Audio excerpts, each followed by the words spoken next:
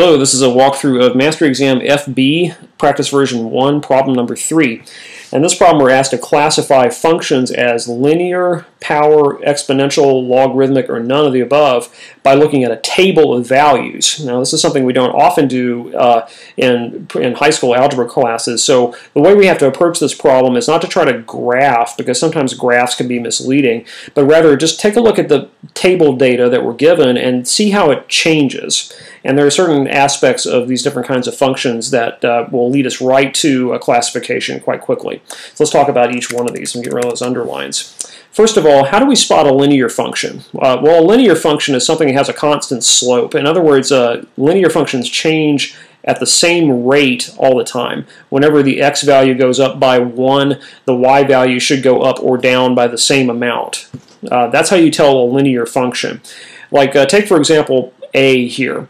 The x values are changing by 1 each time, but notice the y values do not change by the same amount all the time. Change by 1 here, then by 2, then by 4. So whatever a is, it's definitely not linear.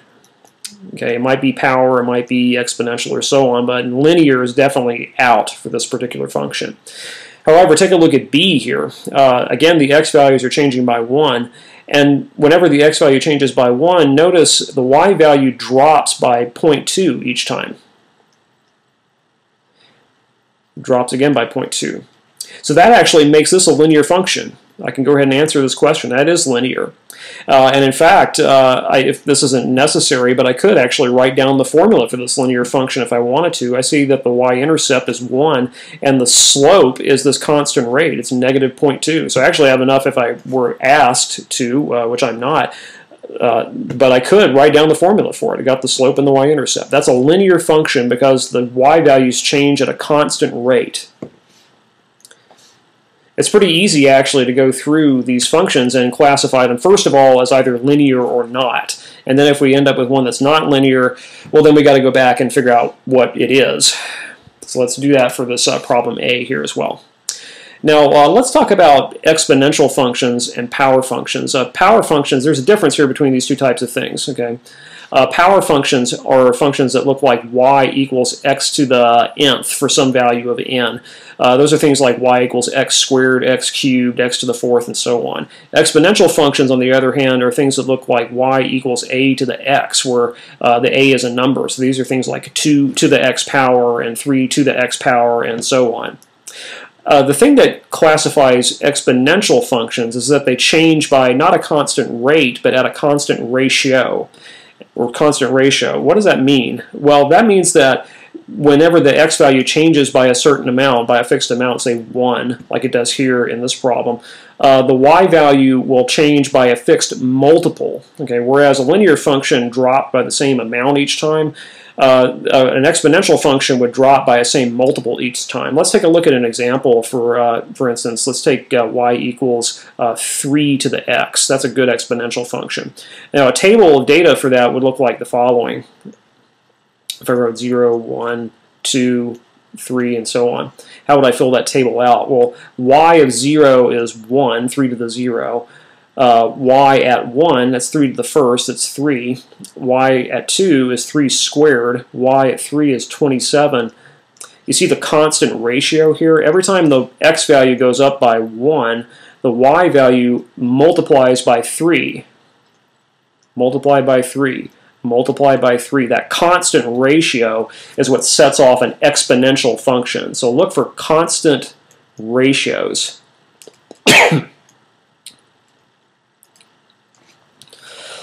Now let's go back to problem part A here and see if maybe we can use that idea of constant ratio and see if that's this particular f might be exponential. Well, here we have x changing by 1, by 1, by 1, and it does look like we have a constant ratio here. Every time the x value goes up by 1, the y value doubles. It goes by 2 times 2 here, multiplied by 2 here, multiplied by 2 here.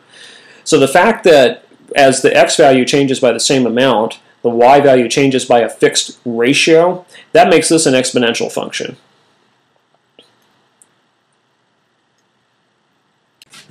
So let's talk now about these other functions, or other function types here: power, logarithmic, or none of these. And how would you find out whether the function you're given is one of these or not? Well, we've already talked about linear functions and exponential. Let's talk about the difference between power and exponential functions first of all. We've already discussed that exponential functions change at a constant ratio. It's always a constant multiple or constant divisor between the outputs.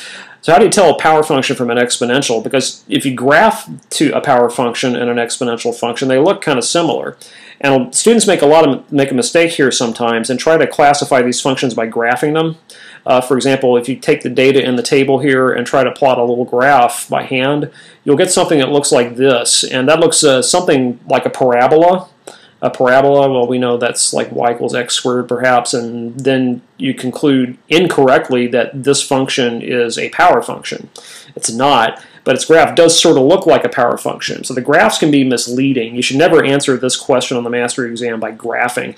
It'll almost always lead you astray. What we want to do instead is look at the data in the table and try to analyze how it changes and what it does, and that's where we get our classification from.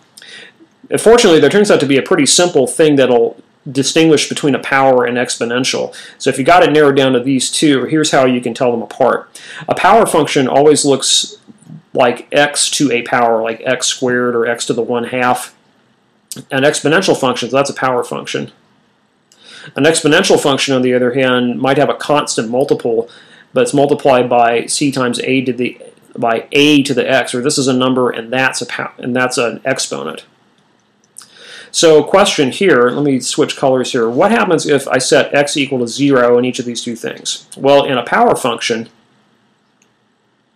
if I go up to my power function and plug in x equals 0 right here, I get y equals 0. So the thing about power functions is that they always go through the origin. They always go through 0, 0. With an exponential function, they never go through the origin, because look at this. An exponential function, if I plug 0 into here, y would give me c times a to the 0 power. A to the 0 power is 1, and so the y is equal to c, and that's not 0. So exponential functions never go through the origin. So a quick way to tell whether a function is exponential or power, if you've got it narrowed down to one of those two, is check out the data entry for x equals 0. Okay? If it says 0 and then 0 for the output, it can't be exponential. If it says 0 and then something else besides 0, then it can't be a power function. So that's an easy way to tell an exponential from a power function. And logarithmic functions have a very distinct kind of behavior from either of those two types. Logarithmic functions, things like y equals natural log x, their graphs always look like this. They're increasing, but at a slowing pace. They slow down. They are always slowing down. So if you look at your data here, first of all, this b function can't be exponential because it's not increasing. It's going down. So that makes it not logarithmic automatically. This function in a here can't be logarithmic because it's increasing, but it's speeding up as it increases. It jumps by 1, then by 2, then by 4. If you see a function that's increasing, but the rate at which it's increasing is going down, it's decelerating, then it's probably logarithmic. And on a none of these situation, what you might see in none of these is something, maybe that looks like the following: 0, 1, 2, and 3. The y values might go up, and then down, and then back up again. None of the linear, power, exponential, or logarithmic functions will go both up and down when the x's are positive like this. So none of these, that's having turning points like here where we go from going up to going down and so forth. That's a good indication that you got a none of these on your hands. And the more you see these on the mastery exams, the better you'll be able to spot those. But again, the way we classify these functions given as tables of data, simply to look at how the data change. It's pretty easy to get it down to linear versus everything else. If it's nonlinear, then you have some ways of distinguishing between power, exponential functions by looking at whether it goes to the origin or not, and then logarithmic, whether the increases are happening at a decelerating pace or not, or whether just none of the characteristics that we've talked about are met at all. And that'll do it for exam FB.